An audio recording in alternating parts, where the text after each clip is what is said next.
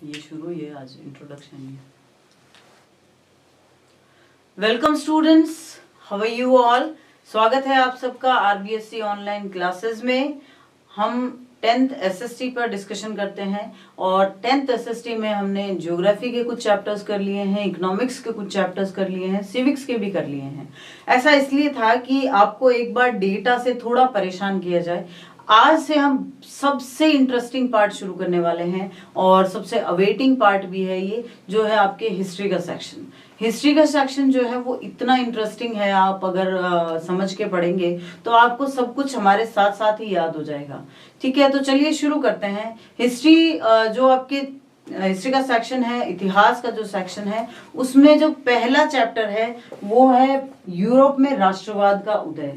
आपको हम revised syllabus के अकॉर्डिंग ही बताएंगे, लेकिन जो जो भी इससे कनेक्टेड होगा वो सारी चीजें भी इसमें हम इंक्लूड करते हुए चलेंगे। तो आज इंट्रोडक्शन देंगे हम आपके इसी चैप्टर का, जो कि है यूरोप में राष्ट्रवाद का उदय, यानी कि the rise of nationalism in Europe. Europe में राष्ट्रवाद का उदय हम क्यों पढ़ते हैं या राष्ट्रवाद क्या है, इन सब चीजों पर आज हम डिस्कशन करेंगे। सबसे पहले हम देखते हैं कि राष्ट्रवाद है क्या। देखो बच्चों, आपको मैंने पहले भी एक चीज बताई है और वो ये है कि जब हम कोई शब्द ऐसा पढ़ते हैं जिसमें आईएसएम लगा हो, जिसमें कहीं भी आईएसएम लगा हो, जैसे कि नेशनलिज्म,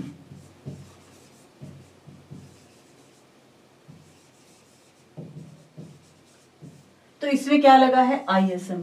तो जहां भी आईएसएम लगा हो वो क्या होता है, वो एक विचारधारा होती है।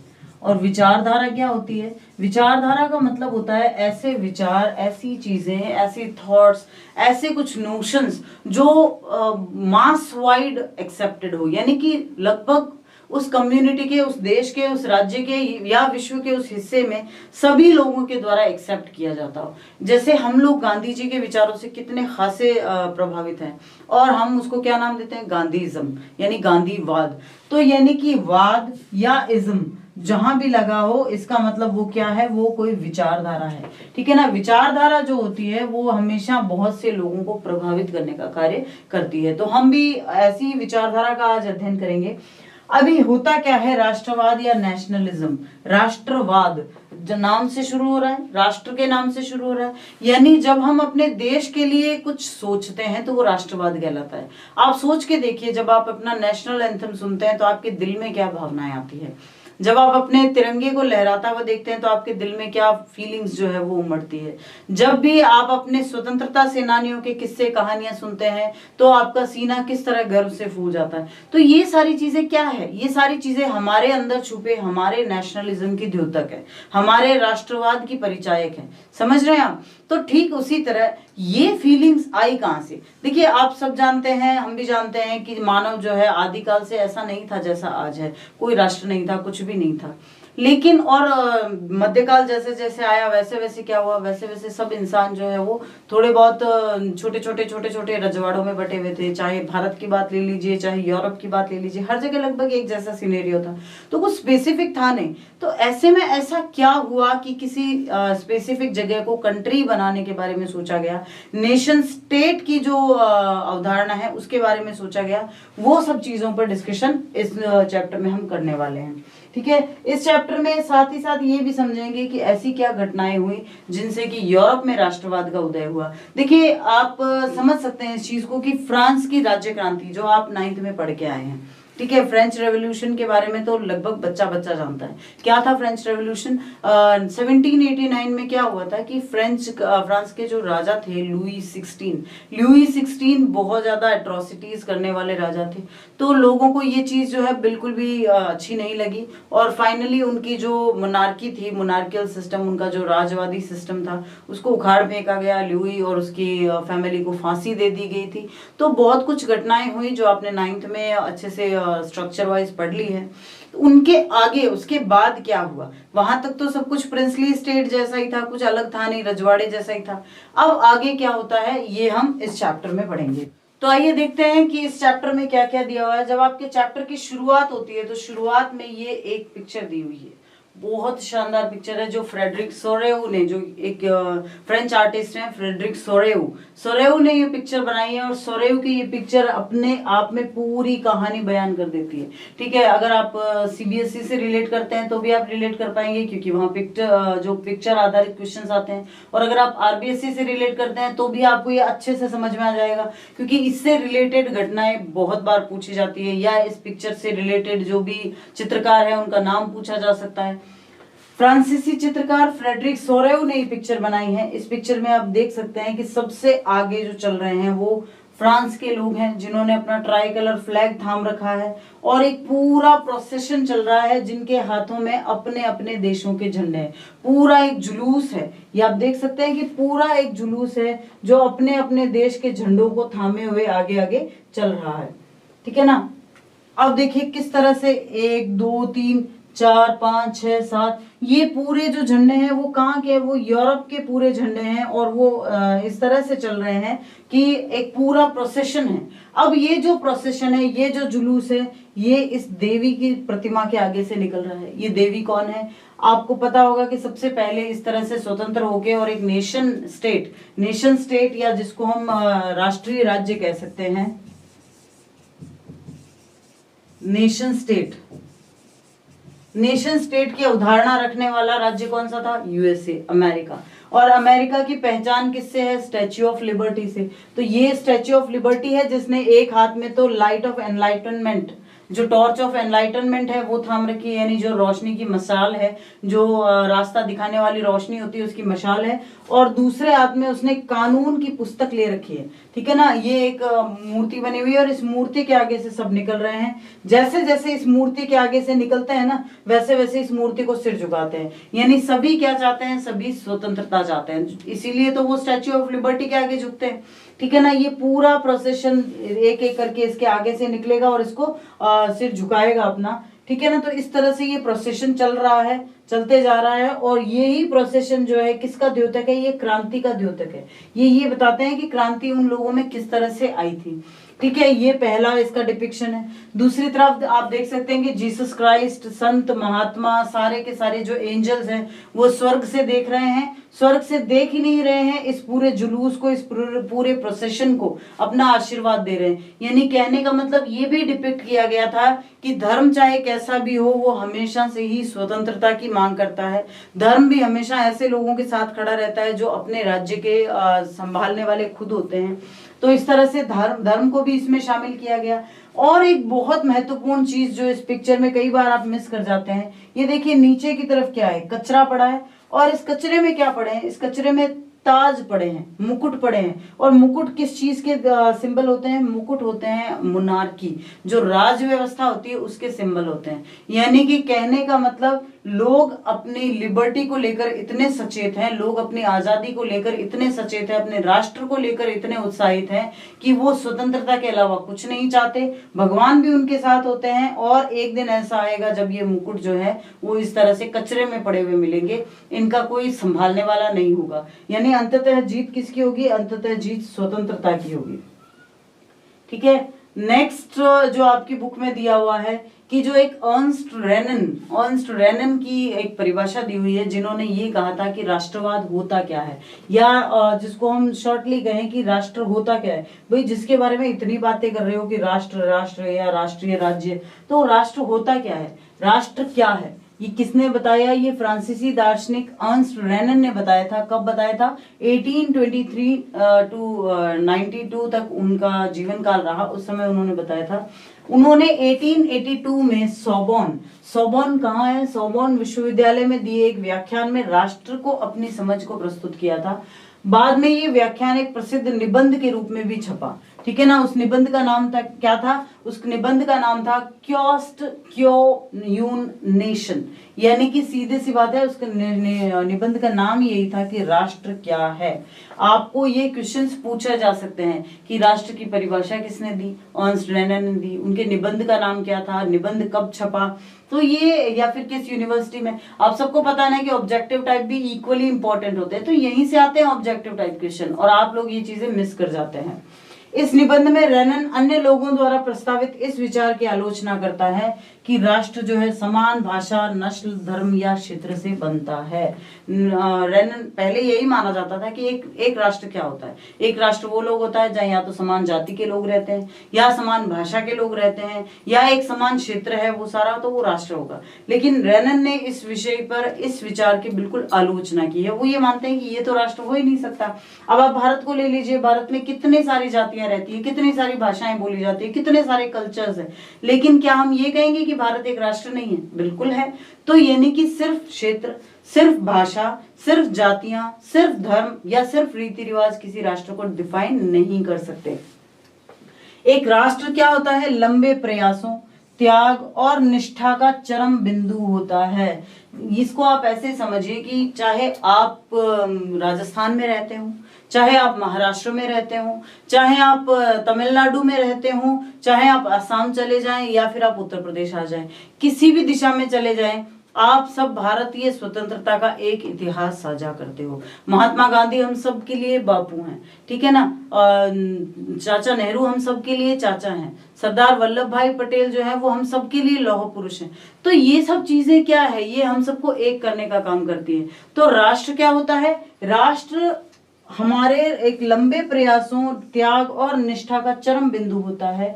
शौर्य, वीरता से युक्त अतीत, एक जैसा उनका पास्ट होता है, महान पुरुषों के नाम, गौरव, और ये वो सामाजिक पूंजी है जिस पर एक राष्ट्रीय विचार आधारित किया जा सकता है। हम चाहे कुछ भी कर लें, आज की डेट में अगर कोई भारत पर आक्रमण करता है, एग्जांपल्स आपके सामने है, अभी लास्टली गलवान में जो भी हुआ, पूरा भारत चीन के खिलाफ हो गया था। पूरे भारत के लोगों ने चीन को ये बता दिया था कि अगर आप इस तरह से हरकतें करोगे तो फिर हम भी आपकी अर्थव्यवस्था में कोई सहयोग नहीं करेंगे, और उनको पीछे हटना पड़ा, ठीक है ना। तो ये एक अकेले व्यक्ति या किसी एक का काम नहीं होता, ये पूरे नेशन का काम होता है। और ये फीलिंग्स ही किसी राष्ट्र का, ये भावनाएं ही किसी राष्ट्र का निर्माण करती है।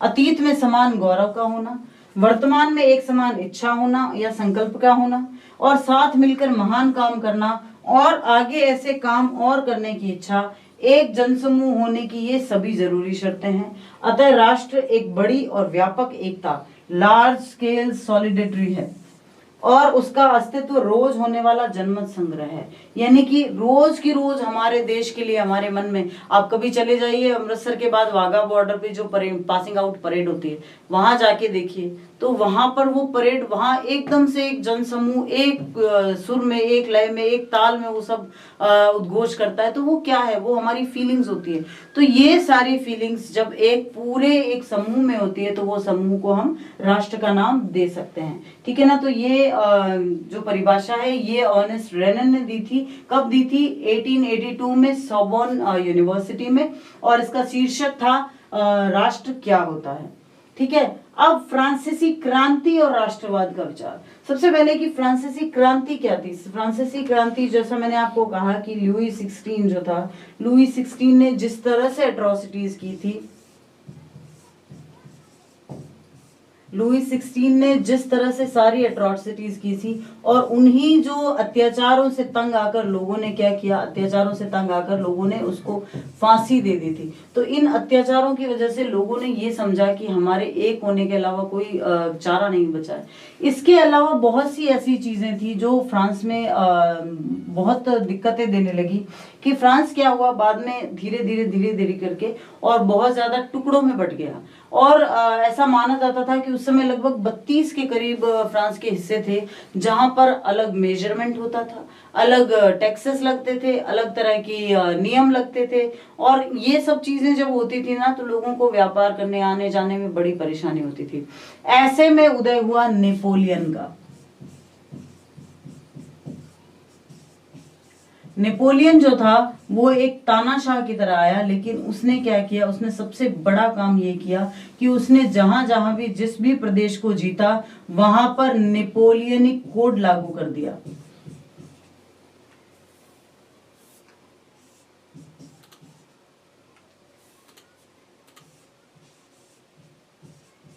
Napoleonic code. अब नेपोलियनिक कोड क्या होता है? नेपोलियनिक कोड का मतलब एक राष्ट्र, एक भावना, एक प्रकार के नियम और एक ही टैक्स, एक प्रकार के टैक्स, एक प्रकार के कर। तो ये सब चीजें जो नेपोलियन ने लागू की तो लोगों को अचानक से ये समझ में आने लगा कि अरे जब सब कुछ यूनिफाई हो जाता है तो कितना बढ़िया लगता है, सो कितना सही होता है। आप विचार कीजिए ऐसा कि कोई एक जगह है, आप समझिए कि अब छोटे छोटे ज्यादा बड़े तो थे नहीं, उन्हीं शहरों को क्या किया गया, डिवाइड कर दिया गया। अभी आप ऑब्वियसली कोई एक हिस्सा अपने आप में पूरी तरह आत्मनिर्भर नहीं हो सकता, तो अगर किसी राज्य के इस हिस्से को इस हिस्से से व्यापार करना होता तो देखिए 1, 2, 3 और 4, यानी कि कहने को उसको 4 तरह के टैक्स देने होते थे, 4 तरह के उसको मेजरमेंट मानने होते थे, 4 तरह के उसको रूल मानने होते थे, और ऐसे में वो व्यापार भी अच्छे से नहीं कर पाता था। तो ये सारी चीजें थी जिनकी वजह से लोग काफी परेशान थे। आने जाने पर पाबंदी लग जाती थी, जब चाहे वहां के राजा जाए जैसे नियम लगा देते थे। तो यही सब चीजें दूर करने के लिए नेपोलियन कोड वहां अप्लाई किया। उसके क्या क्या इफेक्ट्स पड़े, खैर वो तो हम अगले भागों में पढ़ेंगे ही। आगे चलते हैं जहां हम देखते हैं कि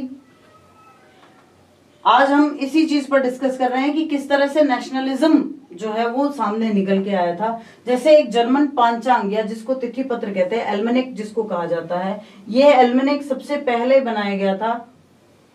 ये एक एल्मेनिक का मुख्य पृष्ठ है जिसे एंड्रियस रैबमन ने बनाया था। ठीक है, the cover of German almanac design by the journalist Adrian Rebmann in 1798। ठीक है, इसको 1798 में डिजाइन किया था।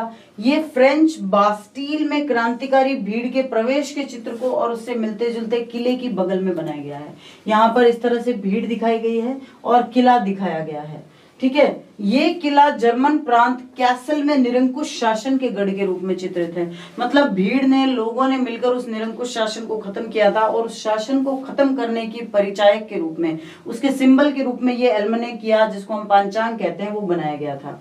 इस चित्र के साथ एक नारा दिया गया। क्या नारा दिया गया था? कि लोगों को अपनी आजादी मुट्ठी में कर लेनी चाहिए, लोगों को अपनी आजादी मुट्ठी में कर लेनी चाहिए। ये नारा इसी एल्मेनिक के साथ दिया गया था। रैबनम कौन थे? एक पत्रकार था जो मेंज नामक शहर में रहता था और ये जर्मन जेकोबिन गुट का सदस्य था। ठीक है, तो ये चीजें क्या शो करती है? देखिए, हम भी जब देखते हैं, हम चाहे अपने झंडे को देखते हैं, हम चाहे अपने अशोक चक्र को देखते हैं, या फिर जो हमारे सारनाथ का जो चिन्ह है, जो हमारा नेशनल सिंबल है, उसको देखते हैं, जब अपने एंथम को सुनते हैं तो एक नेशनलिस्ट फीलिंग अपने मन में उभरती है। तो सेम वही चीजें, वही असर जो है इस तरह की चीजों ने किया। जब किसी चीज को सिंबॉलिक बना दिया जाता है तो वो चीज बहुत ज्यादा असर करने लग जाती है। तो ये जो एल्मेनिक, ये जो पांचांग रैबनन ने बनाया था, ये वही असर करने वाला पांचांग था। ठीक है, अब हम देखते हैं कि जो हमारी एक चीज अभी हमने सामने निकल के आई है, जब हमने रैबनन के बारे में पढ़ा था कि जेकोबिन क्लब क्या होता है। 1792 के बाद the society of friends of the constitutions, यानी वो लोग जो ये चाहते थे कि संवैधानिक शासन हो, ठीक है ना, वो लोग जो ये चाहते थे कि अब राजतंत्र को हटा के संवैधानिक शासन लगाया जाए, उन्होंने एक क्लब बनाया था या सोसाइटी बनाई थी जिसका नाम था the society of the friends of the constitution. उन्होंने सोसाइटी ऑफ द जैकोबिन्स के नाम से या friends of freedom and equality के नाम पर बदल दिया उसको। और आमतौर पर जैकोबिन क्लब या जैकोबिन्स जो होते थे, जिनको इसी नाम से जाना जाता था, वो 1789 की फ्रांसीसी क्रांति के दौरान सबसे प्रभावशाली राजनीतिक क्लब था। मतलब ये हमेशा ही इसी तरह की बात करते थे कि किस तरह इक्वालिटी लाई जाए, किस तरह फ्रीडम को हम गेन कर सकें। ये सारी चीजें डिस्कस करने वाला ये उस समय का एकमात्र और बहुत ही फेमस क्लब था। The Society of the Friends of the Constitution renamed the Society of the Jacobins Friends of Freedom and Equality after 1792 and commonly known as the Jacobin Club or simply the Jacobins, was the most influential political club during the French Revolution of 1789। ठीक है ना, तो 1789 के बाद जो सबसे बड़ी संस्था उभरी वो थी जैकोबिन क्लब। और रैबनन जो था, जो चित्रकार जिसने एल्मेनिक बनाया था, जिसने जर्मन पांचांग बनाया था, वो भी जैकोबिन क्लब का ही एक सदस्य था। तो इस तरह से हमने जाना कि किस तरह से नेशनलिज्म जो है वो सिंबल्स के माध्यम से उभरना शुरू हुई। बहुत ही शानदार घटनाएं आगे और भी दी हुई है इस चैप्टर में, उन पर डिस्कशन करेंगे हम अगले कुछ वीडियो में। आज के लिए बस इतना ही, जल्दी ही मिलते हैं अगले वीडियो में। और अब से हम जो भी पढ़ेंगे वो नोट्स के माध्यम से पढ़ेंगे, यानी कि आपको साथ साथ आपको कॉपी और पेन लेके बैठना है और जो भी डेटा, जो भी फैक्ट्स आपको बताए जाते हैं वो नोट करते हुए जाना है, ताकि आपको ये चैप्टर चुटकियों में साथ के साथ याद होता रहे। ठीक है, जल्दी ही मिलते हैं अगले वीडियो में, तब तक के लिए थैंक यू।